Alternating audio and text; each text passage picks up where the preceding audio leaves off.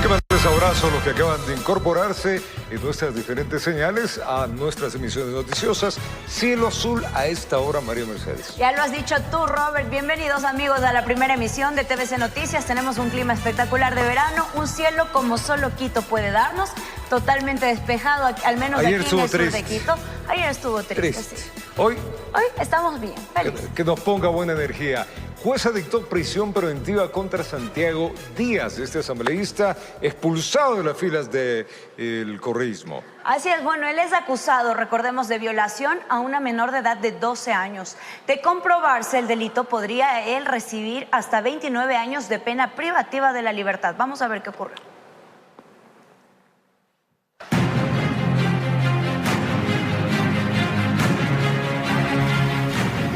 Santiago Díaz, en una camioneta blanca custodiado por miembros de la Policía Nacional, ingresó por la cochera a la Unidad Judicial de Violencia contra la Mujer, hoy miembros del núcleo familiar, para la audiencia de formulación de cargos por presunta violación a una menor de 12 años de edad.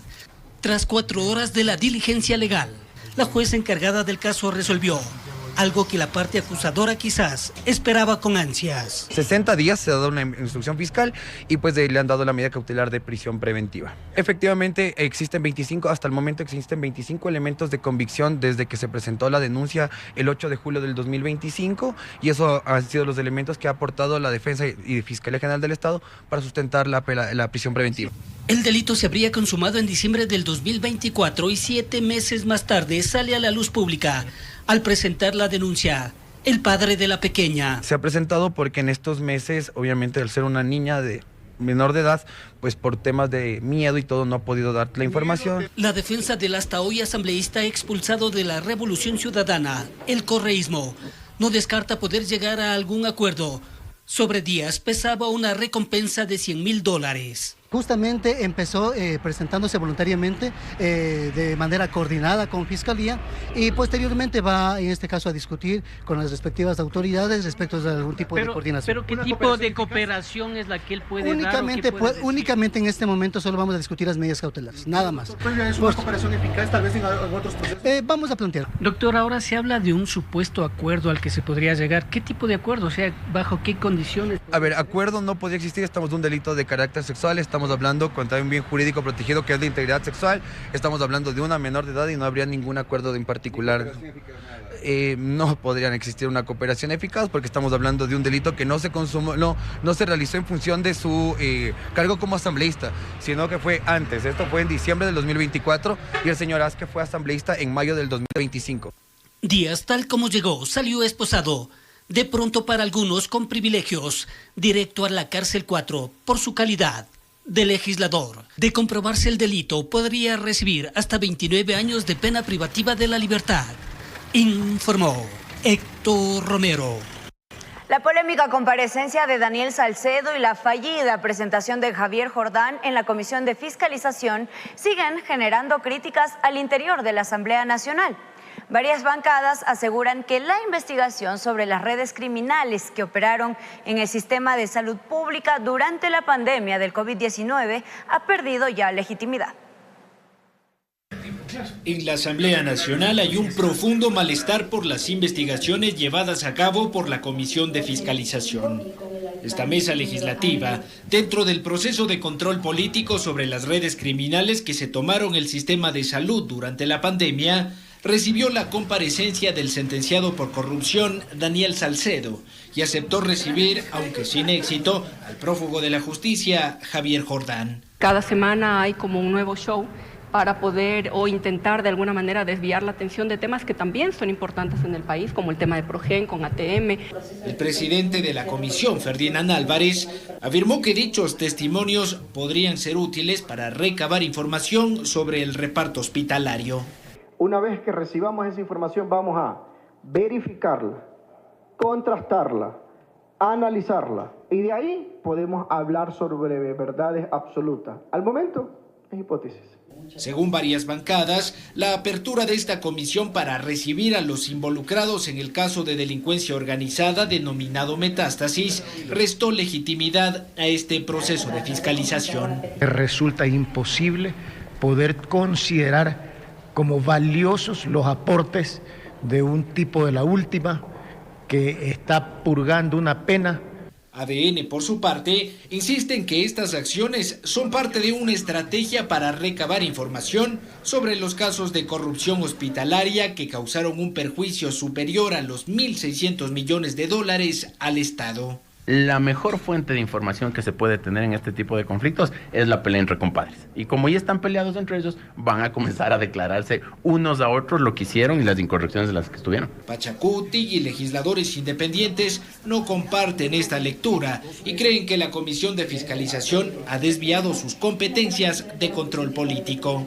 Me parece preocupante que en esta primera función del Estado se les dé tarima a los delincuentes. Las conclusiones, las recomendaciones serán realmente insuficientes por la fuente de donde vienen. ¿Cómo le puedo creer yo a una persona que tiene procesos judiciales en firme, sentencias en firme? En medio de este proceso, Javier Jordán y Ferdinand Álvarez libran una intensa batalla de acusaciones y señalamientos por presuntos actos de corrupción. Informó Álvaro Terán. La Comisión de Fiscalización de la Asamblea Nacional llevó a cabo el proceso de sustantación del juicio político contra la vocal del Consejo de la Judicatura, Solanda Goyes, quien, hay que recordar, es acusada por la bancada de ADN de un presunto incumplimiento de funciones, aparentemente al obstaculizar la instalación de la sesión de su organismo. La Asamblea Nacional lleva a cabo el primer juicio político de este nuevo periodo. La interpelada es la vocal del Consejo de la Judicatura, Solanda Goyes, a quien se acusa de incumplir sus funciones al presuntamente obstaculizar la instalación de las sesiones del Pleno de su institución. La vocal Goyes estaba sumamente clara que sin la presencia de ella no se podía instalar el quórum y por lo tanto aprobar justamente el reglamento. Si esto no es un boicot institucional, yo me pregunto qué es. El interpelante de este juicio político, Fernando Jaramillo, de la bancada de ADN, aseguró que las sistemáticas ausencias de Goyes dejaron sin quórum al mermado Pleno de la Judicatura, que dilató la aprobación del reglamento para la conformación de juzgados especializados en materia constitucional. Yo me pregunto, señores legisladores, abandonar abruptamente la sesión de un quórum es, en este caso, luchar contra la corrupción, actuar de forma discrecional. La vocal, por su parte, rechazó los señalamientos del oficialismo e insistió en que su oposición a ciertos estatutos del reglamento, introducidos sin la debida discusión por parte del presidente de la Judicatura, Mario Godoy, no deben asimilarse como un boicot institucional. El 16 de abril, que es el día de la sesión polémica, ese día, cansada de que no exista apertura, lo que hice es retirarme de la sesión. Yo he asistido al 95% de las resoluciones. El pasado 30 de abril, al quinto intento, el Pleno de la Judicatura aprobó el reglamento de selección de jueces constitucionales. Esta decisión, asegura la interpelada, echaría abajo las acusaciones de un supuesto boicot. Sin embargo, dice que su enjuiciamiento político es un instrumento de coerción. Me siento totalmente presionada por lo siguiente. 1, tengo que responder al juicio político y tengo que destinar tiempo a aquello. 2, estoy enfrentando una auditoría de Contraloría que no tiene nada de objetividad. El correísmo, que se abstuvo en la calificación de este juicio político, mantiene una postura dubitativa con respecto al enjuiciamiento de la vocal. Lo que queremos, en efecto, es poder garantizar de alguna manera o colaborar de alguna manera para que la justicia tenga realmente independencia. Informó Álvaro Terán. Y la Contraloría reveló millonario perjuicio en contratos eléctricos adjudicados a Progen y Austral durante la crisis energética. Equipos usados, contratos modificados, hacen parte de los hallazgos obtenidos tras una auditoría. La Contraloría General del Estado aprobó el informe de auditoría a los contratos adjudicados por la Corporación Eléctrica del Ecuador a las empresas Progen y Austral Technical Management, con un perjuicio al Estado estimado de $140 millones. Según el contralor Mauricio Torres, Progen habría causado un perjuicio de 100 millones en las centrales termoeléctricas El Salitral en Guayas y Quevedo en Los Ríos, al entregar equipos usados y modificar los contratos sin respaldo. Se tienen documentos que determinan que los equipos prácticamente no son nuevos y tampoco han sido comprados al fabricante. Por lo tanto, hay ya una irregularidad debido a que tenían que ser equipos nuevos y comprados de fábrica. Otro punto crítico detectado por la Contraloría es la existencia de adendums contractuales que modificaron las condiciones de pago. Existe también en la contratación serios errores que se han dado, así como también cambios, se hace un adendum para modificatorio para lo que son los pagos que se realizan en lo que tiene que ver este contrato. Austral, por su parte, habría perjudicado al Estado en $40 millones en la planta Esmeraldas 3, con equipos presuntamente de segunda mano. En ATM se constató que los equipos no son nuevos, se constató que los equipos posiblemente son fabricados en el año 2016 y que estaban siendo utilizados en otro país, presumimos por ejemplo África. El Contralor señaló que los informes serán remitidos a la Fiscalía para que se investigue a los mandos de SELEC por posibles responsabilidades administrativas, civiles e incluso penales. Lo más importante para el país es recuperar los recursos que se han determinado, que prácticamente estarían mal invertidos ahí. Para eso existe la responsabilidad civil, que está incluyendo a la empresa contratante. Tendría que ejecutarse garantías, que sé que no existen para los pagos, pero tienen que responder los fabricantes y también los servidores que cometieron los errores. Adicionalmente, el Contralor anticipó que existe otro contrato que está siendo auditado. Falta uno todavía, que es el de Catamayo en Loja, que también tiene que ver con Progen y que estamos realizando también esa auditoría. Estos contratos fueron adjudicados en 2024, en medio de la crisis energética, informó Miguel Ángel Bedoya.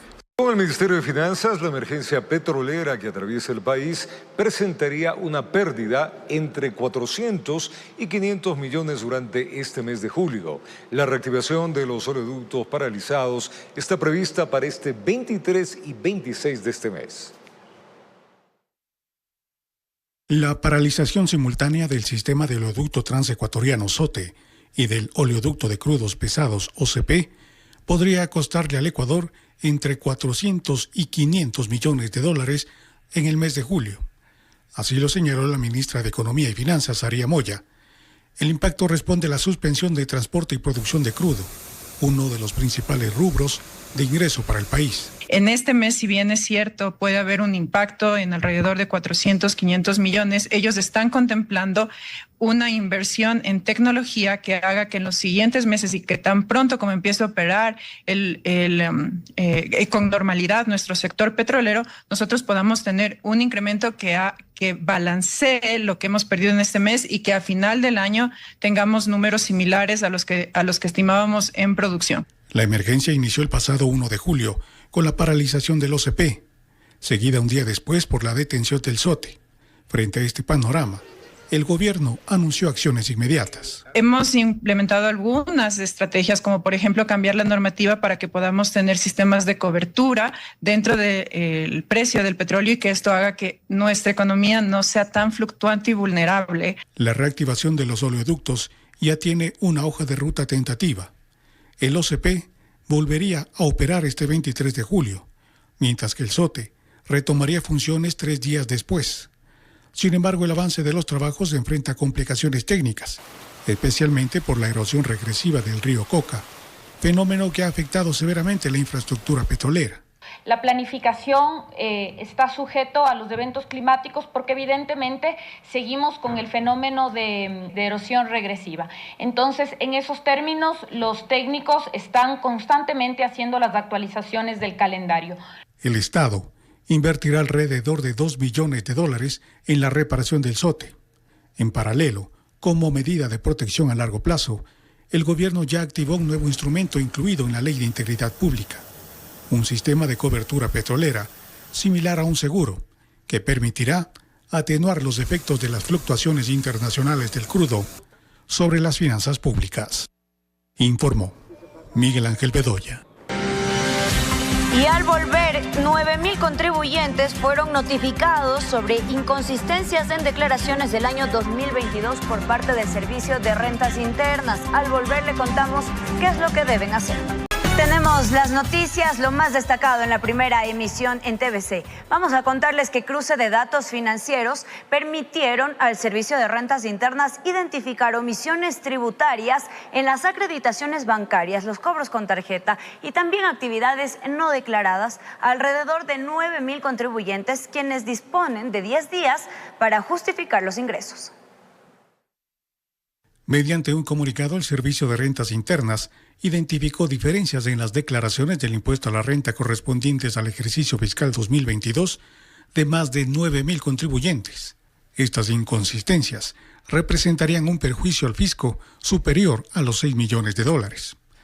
Para el experto tributario Cristian de la Torre, estas presuntas anomalías habrían sido detectadas gracias a la tecnificación que aplica el SRI, mediante el cruce de información entre las declaraciones de los contribuyentes y sus ingresos en el sistema financiero. Con nuestra declaración, con el tema de facturación, con el tema del anexo ROTEF, movimientos bancarios, el SRI ya puede ir determinando de mejor manera realmente si el contribuyente está informando lo real o está eludiendo o evadiendo impuestos. De acuerdo al Servicio de Rentas Internas, entre las irregularidades más frecuentes se encuentran acreditaciones bancarias, cobros mediante tarjetas de crédito y otras operaciones económicas que no han sido reportadas como ingresos.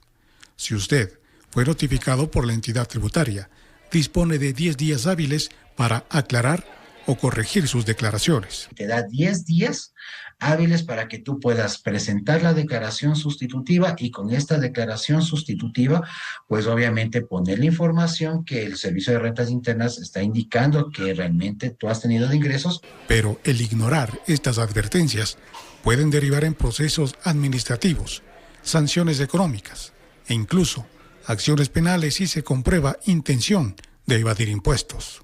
¿Qué es lo que va a decir? Como tú no me puedes justificar lo que yo te notifiqué tu diferencia, pues en este caso quien tiene la razón soy yo, Servicio de Rentas Internas. Por ende, ahí sí entro a obligarte a hacer la declaración sustitutiva y que me pagues las diferencias que nunca me habías cancelado. Probablemente más intereses y multas, los intereses van a haber porque obviamente hay una diferencia de impuesto a pagar. La multa, si es que en este caso el contribuyente presentó a tiempo la declaración, no habría una multa, pero sí el interés por todos estos años que han pasado sobre el impuesto a pagar. El SRI anunció que continuará aplicando controles sobre los ejercicios fiscales recientes para combatir la evasión y fortalecer la cultura tributaria basada en la equidad, la transparencia y el cumplimiento voluntario, informó Miguel Ángel Bedoya. Contarles que aumentó en el presupuesto para emergencias por el mal clima como entrega de soluciones para el acceso al agua, esto por parte de la agenda desarrollada por el presidente Daniel Noboa este día martes. Con recursos económicos, el gobierno nacional responde a familias afectadas por la época lluviosa. Dada la importancia del tema, este año aumentamos en un 150% el presupuesto para emergencias en comparación con el año anterior. Invertimos $11.8 millones para atención a las personas afectadas por la época lluviosa. Con ello, fortalecimos la logística, adquirimos vehículos y activamos alojamientos temporales. Gestión del régimen con el apoyo del Banco Interamericano de Desarrollo BID, que permitió atender a 645,000 personas afectadas. Incorporamos 160,000 bienes de asistencia humanitaria y 1.600 especializados en alojamientos temporales. En la ciudad de Quito, el jefe de Estado también participó en la entrega de soluciones concretas para el acceso al agua en la provincia de Pichincha, así como extinción de deudas y formalización de las juntas de agua entre los beneficiarios. Estos son beneficios reales que fortalecen la institucionalidad de riego, para que los recursos se usen mejor y se mejoren las capacidades de quienes están al frente del agua. Sin ustedes no hay agricultura, sin ustedes no hay soberanía alimentaria y sin ustedes el Ecuador no va a ninguna parte. Con soluciones concretas, con soluciones al agua. En su gobierno, presidente, ha invertido más de $722 millones en infraestructura, en contingencia y en asistencia técnica. Miembros de la Junta de Riego, el PISQUE, resaltando la gestión del presidente Daniel Noboa. Garantizar especialmente la soberanía alimentaria, la producción, la soberanía económica de las familias y de los pueblos. Informó Héctor Romero. 7 de la mañana, 25 minutos. Contarles que el alcalde de Quito, Pavel Muñoz, informó en su cuenta de X esta madrugada que ya se inició el despacho de agua desde la mica y que la tubería reparada funciona correctamente. Además, indicó que un amplio despliegue logístico supervisa los 46 kilómetros de conducción hacia la planta El Troje. Se prevé que la potabilización del líquido vital comience en la mañana y que el despacho a los barrios se realice posteriormente. La autoridad ha hecho un llamado al consumo responsable de este líquido vital a la ciudadanía para acelerar el llenado del sistema. Tras la participación de autoridades de Ecuador y Colombia, esto en las mesas técnicas de seguridad, se dieron a conocer distintas medidas que deben tener en cuenta si van a visitar el vecino país. Además, se acordaron acciones que refuercen la seguridad fronteriza en los dos países. Se desarrolló una mesa técnica de seguridad binacional en Tulcán. Las autoridades de los dos países frente a una problemática real. Aquí se expusieron los casos bajo el esquema de delinear estrategias que les permitan devolver la paz y la tranquilidad a quienes visitan las dos regiones fronterizas. Por ello, ciertos parámetros adoptados por la municipalidad de Ipiales, los turistas ecuatorianos quedan exentos. En Ipiales no necesitan SOAT, en Ipiales. Cuando salgan de Ipiales ya lo necesitan. Una posible implementación de pico y placa en Ipiales quedaría exento los vehículos ecuatorianos para darles esa tranquilidad y que ustedes puedan llegar. De igual manera, hemos enlazado otras estrategias de seguridad conjuntas que nos van a permitir darle tranquilidad al colombiano que pasa al lado ecuatoriano y al ecuatoriano que llega, por supuesto, con las puertas abiertas a la ciudad de Ipiales. A partir de estos acuerdos se han permitido implementar medidas concretas como incrementar patrullajes en las zonas estratégicas como las trochas o pasos informales. Además, un punto seguro en el puente de Rumichaca de manera permanente. Cuando en Colombia estén en feriados y en Ecuador podamos dar esta comunicación constante para fortalecer la seguridad y que tanto ecuatorianos como colombianos estén tranquilos y seguros en estos días de asueto. Las diferentes acciones delictivas presentadas en el puente de Rumichaca fue la principal exposición, como la informalidad laboral, el contrabando de productos y mercancías, problemas migratorios, presencia de cultivos ilícitos, banderas de grupos subversivos y vinculación de personas a más actividades fuera de lo legal. Hemos visto abocados en trabajar de manera conjunta y hoy fortalecer esos lazos, sobre todo de hermandad y seguridad con los representantes de nuestro vecino país de Colombia. Con cámaras de José Cedeño desde Tulcán, informó Miriam Enríquez.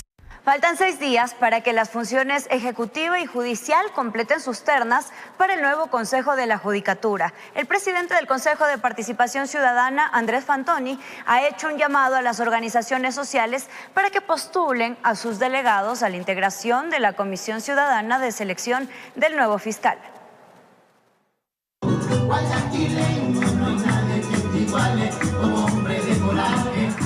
Guayaquil sacó a la pista a este consejo que convocó a una sesión conmemorativa para exaltar su proceso fundacional y exhortar al Poder Ejecutivo y de Justicia. 7 meses después del plazo establecido, ya deben conformar a la nueva judicatura. Revisión de previsiones, inhabilidades y requisitos que trabajamos con la ciudadanía, el escrutinio público e impugnación ciudadana, donde los ecuatorianos son importantes, relevantes, donde pueden sacar los malos perfiles de este proceso. Algo que urge, pues. Al evento también acudieron delegados del Colegio de Abogados de Guayas. Suscribieron un convenio. Lo que antes emitían sentencias, ahora están recibiendo la sentencia. Porque efectivamente hay el mal manejo o existe la presencia de la corrupción. El jueves 31 de julio también es el último día para que organizaciones sociales y los 5 poderes del Estado postulen a los integrantes de la Comisión Ciudadana de Selección para elegir al nuevo fiscal. Un proceso abierto, transparente, socializado, con la academia, Consejo de Educación Superior, estamos trabajando. Condecoraron a personalidades que aportan a la participación ciudadana. La primera asambleísta nacional de ADN y madre del primer mandatario. También a dirigentes de grupos étnicos comunitarios y directivos de la academia. Este reconocimiento lo hago también partícipe a todos los médicos, a los voluntarios que me acompañaron en mi camino. Que viva Guayaquil, tierra de libertad y de nobleza, que viva su gente trabajadora, que viva siempre el Ecuador de las nuevas oportunidades. El presidente celebró a la ciudad y felicitó a los líderes sociales, pese a las piedras y los palos. De solicitar los formularios para levantar firmas que busquen finalmente sacarlo a usted de su cargo. Yo me hago la misma interrogativa. Asumimos con 13 autoridades prorrogadas y hemos salido adelante y destrabados 8 nudos críticos para el de Fiscalía. Informó Jorge Escobar. Durante su primer día de audiencia en Estados Unidos tras su extradición, alias Fito intentó obtener su libertad mediante fianza. Así lo confirmó un periodista que cubrió la diligencia del líder de los choneros allá en Brooklyn, en Nueva York. En ese momento, el abogado de Adolfo Macías Villamar solicitó se le concediera ese derecho, pero el fiscal del caso argumentó que Fito es una persona peligrosa y que representa una amenaza para la sociedad, por lo que negó la fianza. Cambiamos de tema. La quinta edición del programa Emprende Turismo fue presentada por las autoridades del ministerio encargado. Esta iniciativa busca impulsar ideas y proyectos que formen parte de la cadena de valor de esta industria en nuestro país principalmente, mediante financiamiento y asesoramiento técnico. Vamos a revisar cómo postular y hasta cuándo se puede hacerlo.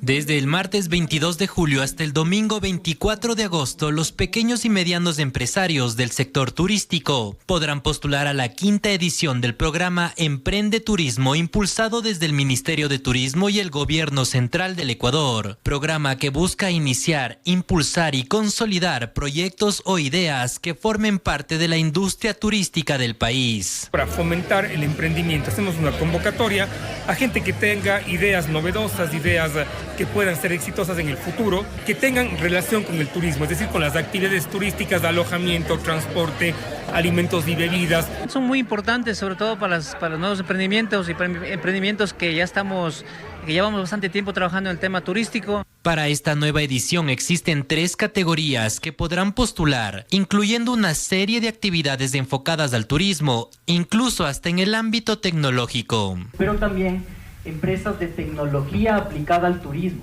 ¿Por qué? A pesar de no ser per se actividades turísticas, son extremadamente importantes para mejorar la calidad en la atención del servicio e innovar dentro de la prestación de servicios. Los interesados deberán ingresar a la página web servicios.turismo.gov.es, dirigirse a la pestaña Emprende Turismo. Una vez adentro deberán dar clic en Postula aquí y finalmente completar la información requerida para continuar con el proceso. Los 5 proyectos más innovadores accederán a un capital semilla de hasta $20,000 cada uno. Que a veces empezamos de la nada, se podría decir, o empezamos con una pequeña idea e irla formando, irla creciendo y transformando. Nuestro país es increíble, tenemos un montón de lugares fascinantes para conocer. Además, entre los 80 mejores proyectos seleccionados, se distribuirán $100,000 adicionales y recibirán acompañamiento en procesos de incubación, aceleración y gestión de la innovación. Informó Ítalo Salazar. Parte de lo que ha sucedido en el mundo, vamos al ciudad de Quito. A esta hora el alcalde de la ciudad, Pavel Muñoz, está en el troje hablando ya a los medios justamente de la llegada del agua. Veamos. Al aire para verificar que salga suciedad.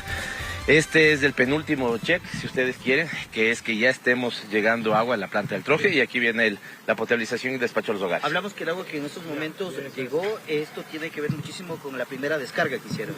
No, ya las descargas hicieron 3 consecutivas, ¿no? Para probar, íbamos subiendo de poco a poco la capacidad de carga, viendo que no tengamos ninguna novedad en el trayecto. Esto, saquémosle algo bueno dentro de lo que ha sido este duro golpe para Quito en estos casi 12 días, y es que hicimos mantenimiento que no hubiéramos podido hacer si no era parando la planta. Es decir, aprovechando que se dio este evento de la naturaleza, nos permitió, por ejemplo, la disposición fue trabajar en todos los frentes, por lo tanto se hizo también verificación de que todas las válvulas funcionen bien. Hoy el agua que llegan, ya ven que llega limpia, sí, es agua pura, y por lo tanto empieza el proceso de tratamiento y de lugares. ¿Cuál será más o menos la distribución hacia los barrios, hacia las 6 parroquias afectadas? En este último tramo nos hemos mantenido muy cautelosos, ¿no es cierto?, para que todo suceda bien. Ya las contingencias en este momento son mínimas, por lo tanto estaríamos hablando de que a primeras horas de la tarde empezaría a llegar el agua a los primeros barrios. Es fundamental, y aquí les quiero pedir, qué solidarios que hemos sido todos los quiteños, qué solidarias que han sido todas las quiteñas. El último tramo de solidaridad es, si le llegó a su hogar, tranquilo, consuma lo que necesita, no más de lo que necesita. Lavarse las manos, preparar los alimentos, lavar los alimentos, ducharse, punto, se acabó. ¿Por qué? Porque si el consumo es el racional, ¿no es cierto?, si no es un consumo fuera de lo normal, vamos a permitir que las tuberías se llenen rápido y que ya a todos los barrios llegue en el menor tiempo posible. ¿Cuál será el siguiente paso? Tal vez se habla de reducir la tarifa de los vecinos del sur, porque hablamos que han atravesado por varias situaciones, tema de gastos, tema de gas, comprar agua potable en algunos casos. Hemos pedido eso también, le he pedido que revise, ha hecho un excelente trabajo el secretario de Ambiente también, la gerente seguramente también estará tomando un baño para poder venir acá. El despliegue humano ha sido inmenso, ¿no? Entonces a ese mismo equipo humano se le ha pedido que analice alternativas para poder revisar las alternativas y ver qué alivio económico damos. No tanto los vecinos que no tuvieron agua, porque los vecinos que no tuvieron agua no tienen consumo, evidentemente. Pero algunos sí fueron a abastecerse a los lugares cercanos, ¿no es cierto?, a los barrios cercanos. Y esto, si yo fui solidario con mi vecino y le permití que cargue, digamos, un balde de agua todos los días, evidentemente mi consumo puede haber subido y ahí vamos a hacer digamos, el análisis de qué beneficio económico podríamos darlos a quienes fueron solidarios, ¿no? Muchísimas gracias, alcalde. Bueno, estas han sido las declaraciones de él.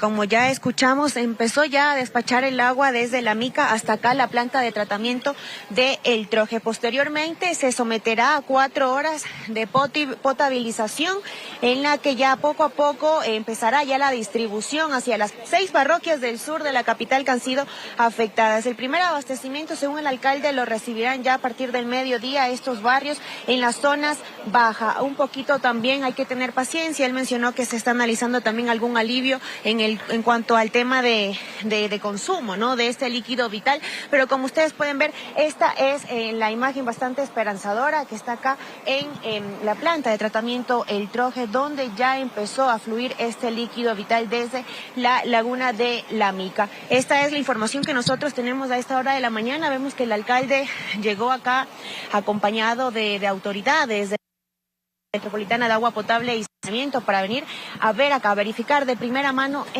los trabajos que ya están dando resultados. Han sido trabajos arduos. Él va a empezar ya a hacer un recorrido también, pero es la información que nosotros podemos dar desde acá, la planta de tratamiento del Troje. Con esta información volvemos con ustedes a estudio. Buenos días. Información urgente, importante, Elis, gracias. El alcalde ya lo ha dicho, el agua está llegando a esta laguna de recolección que se tiene. Y claro, con eso hasta el mediodía, dice la autoridad, barrios bajos comenzarán a llegar de a poco el agua y seguramente mañana jueves ya estarán llegando los barrios altos, demora la potabilización. Bueno, lo importante. Y en otro tema, algo que ya anunciábamos, existe preocupación en el norte de Guayaquil por la constante presencia de estudiantes de colegios que llegan para asaltar y también agredir a otros alumnos en otras instituciones educativas. Uno de los últimos casos fue captado en video por varios ciudadanos. El Ministerio de Educación se pronunció al respecto. Los testigos narraron lo que pasaba a 2 cuadras del colegio Aguirre Abad. Uy, le están dando golpes a su pelado.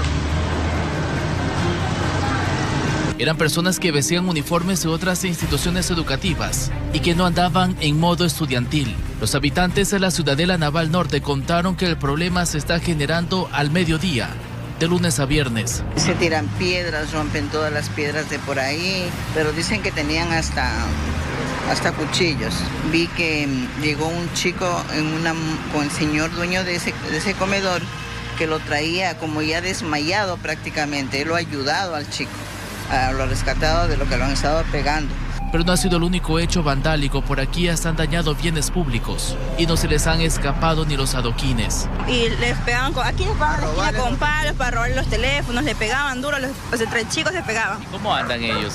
Andaban con la camisa y el uniforme, eran como enmascarados, solamente se le veían los ojos. Y estos vandálicos vienen y le vienen a causar daño. Créame que nosotros, siendo ya personas adultas, tuvimos miedo y tuvimos que cerrar las puertas del pánico. Y se los ha visto correr con los rostros cubiertos cerca de la Avenida de las Américas. Se ve que vienen muchachos que no son del colegio. Se les ve las fachas con pantalonetas, así, fachas raras. Entonces, eso es lo que da pena, que los chicos están como recibiendo mensajes